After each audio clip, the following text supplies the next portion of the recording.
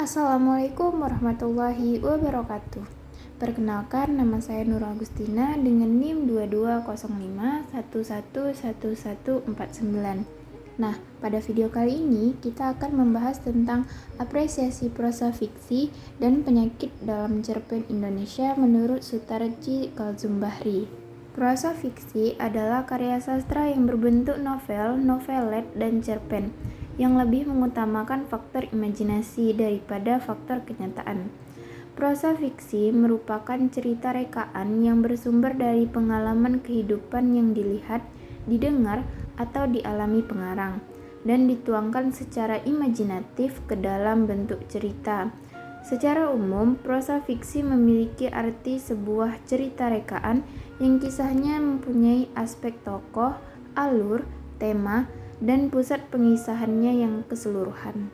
Adapun apresiasi prosa fiksi adalah aktivitas mental untuk memahami dan menyenangi prosa fiksi, meletakkan penghargaan dengan nilai tinggi terhadap prosa fiksi, menjadi peka terhadap nilai-nilai prosa fiksi, dan menaksirkan dan menghargai secara kritis pada prosa fiksi. Prosa dibedakan menjadi dua jenis, yaitu prosa fiksi dan prosa non-fiksi. Perbedaan antara prosa fiksi dan prosa non-fiksi adalah pada faktor imajinasi dan kenyataan. Prosa fiksi lebih mengutamakan faktor imajinasi atau rekaan daripada faktor kenyataan. Prosa fiksi biasanya berbentuk novel, novelet, dan cerpen. Unsur intrinsik prosa fiksi meliputi tema, alur atau plot, penokohan, latar amanat, sudut pandang pengarang, dan gaya bahasa. Prosa non-fiksi berisi informasi faktual atau berdasarkan pengamatan pengarang. Prosa non-fiksi berbentuk esai, kritik, autobiografi, dan biografi. Prosa non-fiksi tidak memiliki unsur intrinsik yang sama. Menurut Sutarji Kalzumbahri pada tahun 1972 dalam artikelnya, ada beberapa penyakit dalam cerpen Indonesia, diantaranya pertama abstraksi. Cerpen yang baik adalah mengkonkretkan hal yang abstrak. Ide, filsafat, sistem moral adalah hal abstrak yang harus dikonkretkan, dihidupkan dengan peristiwa, momen, dan karakter.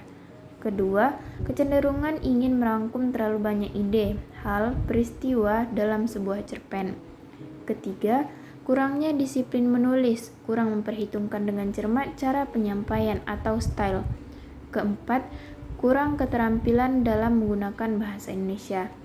Nah, sebagai contoh, cerpen yang terdapat kesalahan adalah cerpen yang berjudul Merangkai Prestasi dalam Tantangan yang terbit pada 20 Oktober 1997, karya dari Luturnas.